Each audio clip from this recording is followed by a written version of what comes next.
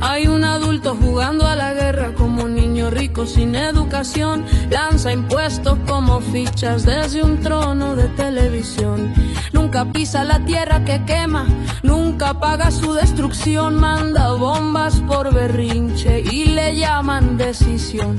No es carácter, es violencia, no es poder, es corrupción. Cuando manda el capricho ajeno, tiembla el pueblo pero alza la voz. Decide en el interés nacional sobre tierras que no son suyas. Boca llena de riqueza, manos blancas, balas sucias. El muerto siempre es el pobre, el botín no cambia de dueño. 20 años de invasiones, repiten el mismo cuento. Prometieron libertad, llegaron con ocupación. Se llevaron el futuro y dejaron desolación.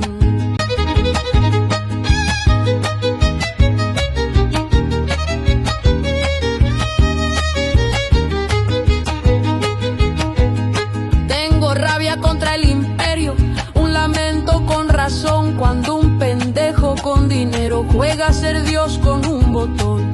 No hay guerra que sea juego, no hay misil que dé razón. Solo madres enterrando lo que el rico no lloró.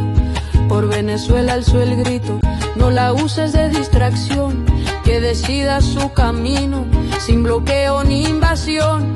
Que no repitan el cuento de salvar con ocupación. Ya sabemos cómo acaba, con pobreza y represión. Que se escuche desde el cerro, desde el barrio y el solar. Los pueblos no son juguetes de quien no sabe mandar.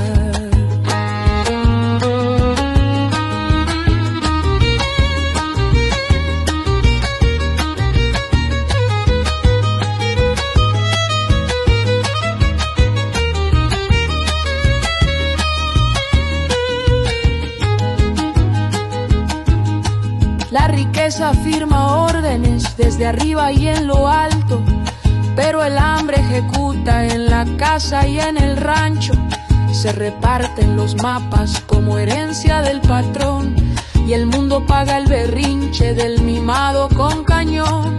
Detengan al niño rico, no con balas, con prisión. La roder vende la vida, que retumbe el corazón.